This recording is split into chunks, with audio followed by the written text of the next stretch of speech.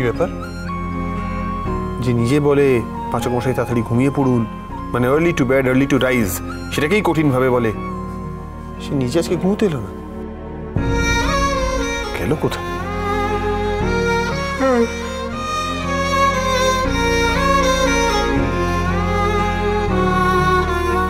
বারান্দাতেও নেই।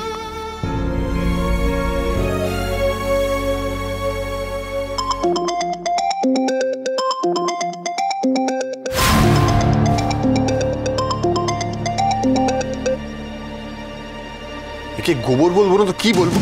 ফোনটাও ফেলে গেছে, কি করে বুঝবো কোথায় গেছে? না জানি। কিরে,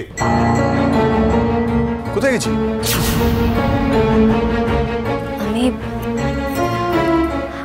আমি আসলে ওই আমার গাছের পরিচর্যার একটা জিনিস ওই নিচে পড়ে গেছিল ওপর থেকে, ওটাই আনতে গিয়েছিলাম আমি।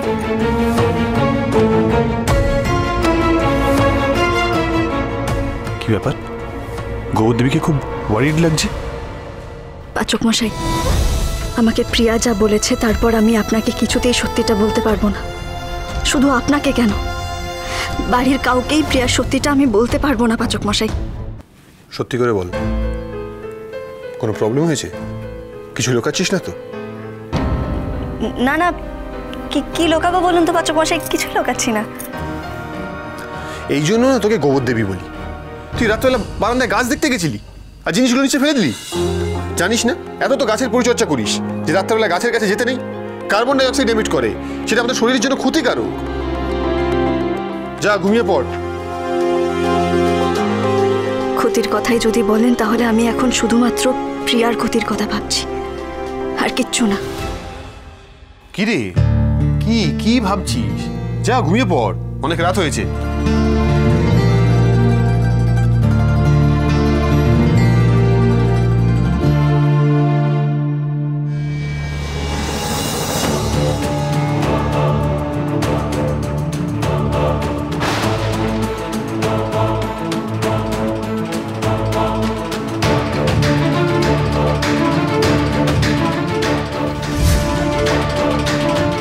প্রিয়ার কোনো বড় ক্ষতি হয়ে যাবে না তো?